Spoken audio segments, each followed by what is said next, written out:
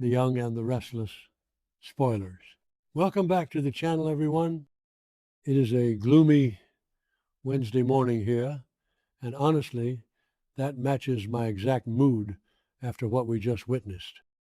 Let's just dive right in because I have so many thoughts and my heart is still pounding out of my chest. So, Diane Jenkins Abbott is missing. Like, really missing. Not just taking a spa weekend to cool off missing. She's completely gone. And it's been a while now. No trace, no phone calls, nothing. It is absolutely terrifying and honestly so confusing. I mean, we are talking about Diane here. The woman is a survivor. She knows how to navigate this town better than almost anyone. She clawed her way back from the dead once already, right? But right now, nothing. Just radio silence. And Jack is losing his damn mind. I mean, can you blame him? I know I've been hard on Jack lately. I really have. But seeing him pace around the Abbott mansion, looking at his phone every 2 seconds, it just breaks your heart. And let's be real for a second. Let's really look at why she's missing. And Jack brought this on himself a little bit, didn't he? Okay, maybe that's too harsh. Nobody deserves this level of panic. But what was he thinking messing with Patty Williams? Patty, of all people, Jack tried to manipulate Patty to get back at Victor, and then Diane catches Jack in a compromising position with Nikki, and then boom, Diane vanishes into thin air, and Patty is just sitting there, batting her eyelashes, saying she had nothing to do with it. Who actually believes this is going to end well? Nobody. Because Patty always lies. She always has an agenda, and Jack knows this. He knows her violent history. He knows she poisoned Summer years ago, but he played with fire, and now his wife is the one who might be burned, literally. Which brings us to the absolute nightmare of a scene we just got.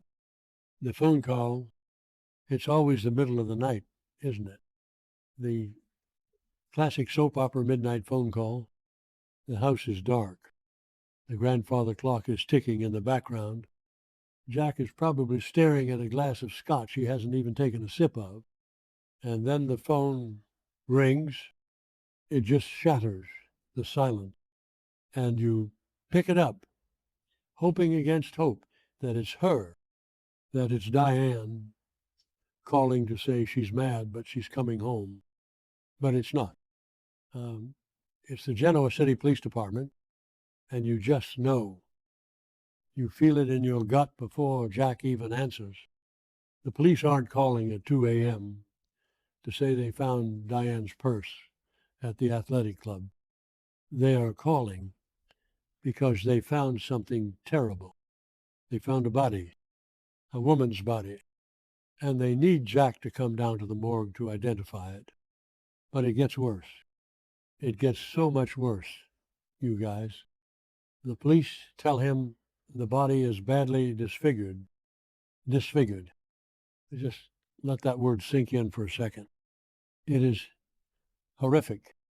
It is beyond horrific. The writers are really going dark here. Like, really dark. I mean, we've seen a lot of crazy stuff on the show over the years, but asking a husband to come look at a mangled corpse to see if it's the love of his life, that is brutal. It's just too much. I was sitting on my couch, actually holding my breath. So Jack wakes up Kyle, and oh my God, Kyle, my heart physically ached for Kyle in this moment. Think about his history. Think about what this poor guy has been through in his life. He grew up thinking his mother was brutally murdered. He mourned her. He cried for her. He lived his entire life with that massive hole in his heart. And then, by some miracle, she comes back. She's alive. They rebuild their relationship. They become a family again. And now he is being dragged out of bed in the dead of night to go to a morgue, to potentially lose her all over again. It's cruel. It really is. Sometimes I wonder if the writers just hate Kyle because they put him through the absolute ringer over and over again. The car ride to the morgue. Let's talk about that car ride. It felt like it lasted an eternity. Just the two of them, Jack and Kyle, speeding through the dark, empty streets of Genoa City. The silence in that car was deafening. You could literally feel the panic radiating off the screen. Jack's knuckles were totally white on the steering wheel. He was driving like a madman, tires screeching around the corners. Kyle was just staring out the window, probably praying to whatever is out there that this is just a huge mistake, that it's a drifter, or a mannequin, or just anyone else. Anyone but Diane. Jack is terrified. He's guilty. The guilt has to be eating him alive right now. Because if that is Diane on that cold steel table, Jack is going to blame himself for the rest of his life. He's going to remember that the last time they saw each other, she was furious with him. She felt betrayed. He was wrapped up in his stupid war with Victor and his messy history with Nikki and Patty. And if she died, thinking he didn't put her first, Jack will never recover from that. Never. And honestly, I don't think he should.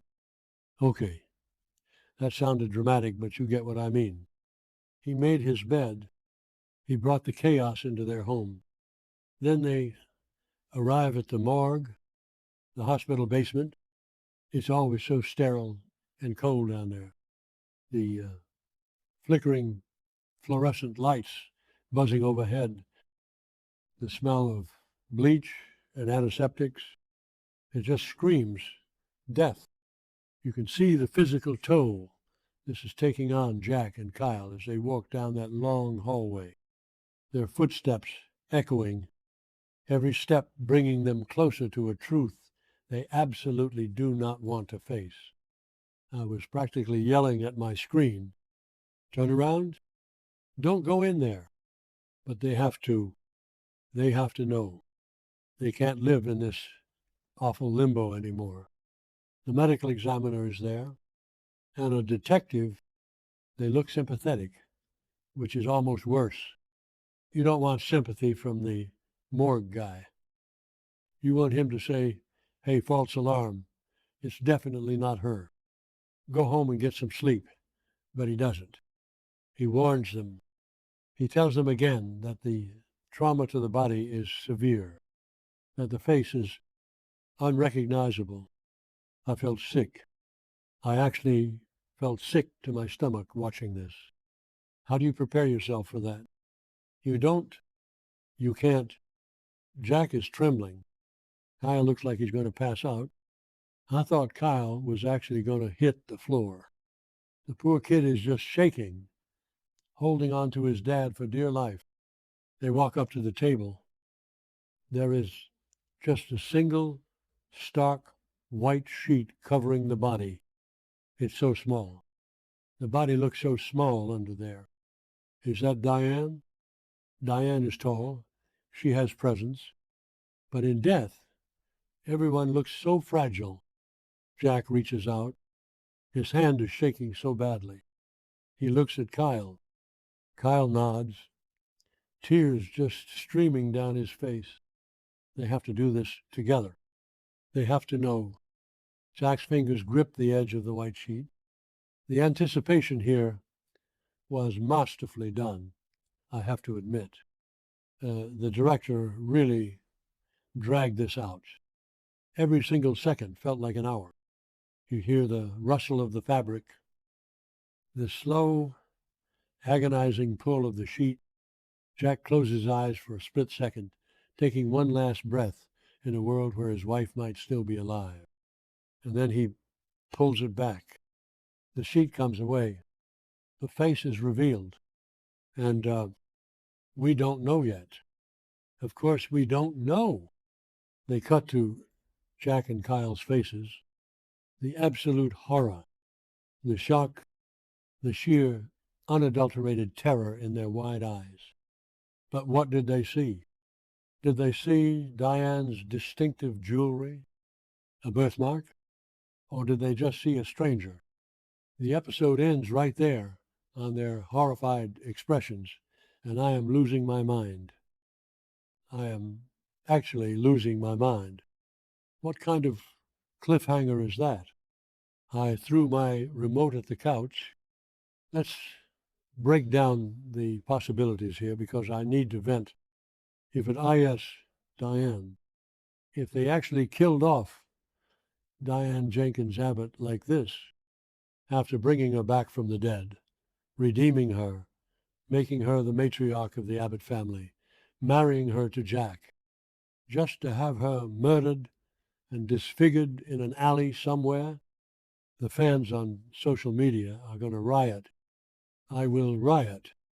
It makes no narrative sense to kill her off like this. It's too bleak. It's too gruesome. It doesn't fit the show's usual style of glamorous soapy drama. This feels like a true crime documentary suddenly crashed into Genoa City. It just doesn't feel right. But what if it's not her? Which, let's be real, it's a soap. It's probably not her. But if it's not her, who is the poor woman on the table? And why did the police think it could be Diane? Was she wearing Diane's coat? Did she have Diane's ID in her pocket? If so, that means someone planted it. Someone is trying to make Jack think his wife is dead. And all roads lead back to Patty Williams. Patty freaking Williams. Patty is unhinged. We all know this. If she kidnapped Diane, she would absolutely dress a decoy body in Diane's clothes just to torture Jack. She loves playing these sick, twisted psychological games. She wants Jack to suffer for rejecting her, for using her, and making him identify a mangled corpse thinking it's his beloved wife. That is peak Patty Williams behavior. It's diabolical. It is so evil, I can barely wrap my head around it. But it makes perfect sense for her character. She's always been obsessed with Jack, and if she can't have him, she will destroy everything he loves. But honestly, even if it's a trick, the damage is done. Jack and Kyle will never unsee whatever is under that sheet. That trauma is going to stick with them forever. I just keep thinking about Kyle. Poor Kyle. He doesn't deserve this. Jack? Maybe a little. He brought Patty into their orbit. But Kyle is just collateral damage in his father's messy life. How is Kyle supposed to go to work at Jabot tomorrow? How is he supposed to look at his dad the same way, knowing Jack's games might have gotten his mother killed? So now we have to wait. We have to wait until the next episode to find out whose face was under that sheet. I am going to be pacing my living room until then. Will Jack collapse? Will Kyle scream? Will the medical examiner confirm it via dental records? I have so many questions and zero answers. And I am so stressed out, I need a nap. But I can't sleep because all I see is that white sheet. What did you guys think?